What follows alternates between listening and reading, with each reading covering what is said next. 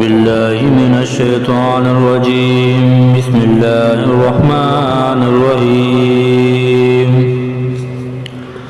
اللهم اشرح بصلاة علي صدورنا ويسر بها أمورنا وفرج بها همومنا واكشف بها غمومنا واغفر بها ذنوبنا واقض بها ديوننا